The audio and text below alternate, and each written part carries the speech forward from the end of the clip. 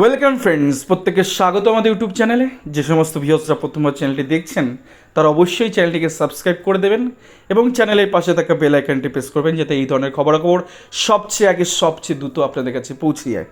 তো আজকে যে বিষয় নিয়ে কথা বলছি সেটা হচ্ছে বিগ ব্রেকিং নিউজ এই মুহূর্তে, কারণ এই মুহূর্তে হাইকোর্টের ওয়েবসাইটে অ্যাফিলিয়েটেড সাইটের কিন্তু cause list, daily cause list কিন্তু আপলোড হয়েছে এবং সেখানে একটি গুরুত্বপূর্ণ মামলার কিন্তু জাজমেন্ট, যেটা কিন্তু ক্যাব হয়েছিল, অর্ডার রিজার্ভ ফর জাজমেন্ট ছিল, সেটা কিন্তু আগামীকাল হতে চলেছে। একটি বড় মামলা, সেটি কোন মামলা না, সেটা জাস্টিস অমৃতা ম্যাডামের বেঞ্চে দীর্ঘদিন একটি মামলা চলছিল। সেটা হচ্ছে বিএড ভার্সেস ডিএলএড মামলা, পশ্চিমবঙ্গে করা একটি মামলা, যেখানে গিয়ে স্বর্ণজিৎ বাসুর একটি মামলা। সেই মামলার হাইকোর্টে একটি মামলা দীর্ঘদিন ধরে চলেছে, 2021 মামলা। সেই মামলা কিন্তু অর্ডার রিজার্ভ ছিল, সেই জাজমেন্ট কিন্তু ফাইনাল জাজমেন্ট কিন্তু কালকে আসতে চলেছে। এবং এটা কিন্তু একটু গুরুত্বপূর্ণ এই কারণে, সুপ্রিম কোর্ট একটি ভার্ডিক্ট শুনিয়েছে, তার মধ্যে ছোটো ছোটো কয়েকটা পয়েন্ট আছে, যে পয়েন্টে অবশ্যই আমরা আলোচনা করবো আজকে ভিডিওতে।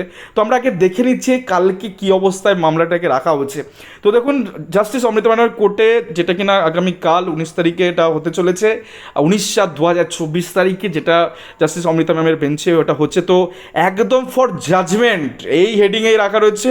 তার নাম্বার, আইটেম নাম্বার 1, যা WP নাম্বার 165/2021 লেখা আছে, Swarnajit Basu and others versus union of India and others.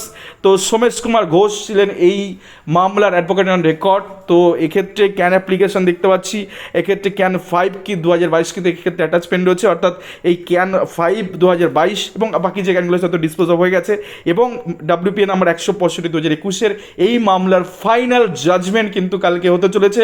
তো খুব গুরুত্বপূর্ণ। এবার সুপ্রিম কোর্টের যে বিষয়টা রয়েছে, আমরা জানি সুপ্রিম কোর্ট দেবেশ শর্মা মামলায় মধ্যপ্রদেশ সরকার যখন সুপ্রিম কোর্টে ক্লারিফিকেশনের জন্য যায়, তখন জাস্টিস জুলিয়ান এবং জাস্টিস অনিরুদ্ধ স্যারের বেঞ্চ কিন্তু ক্লারিফাই করে দেয়, যেটা সার্টেন টাইমের পরের থেকে যখন অর্ডারটা পাস হয় আগস্ট মাসে 2023 তারিখে, তারপর থেকে বিএডটা প্রাথমিক ক্ষেত্রে এলিজিবল নয়।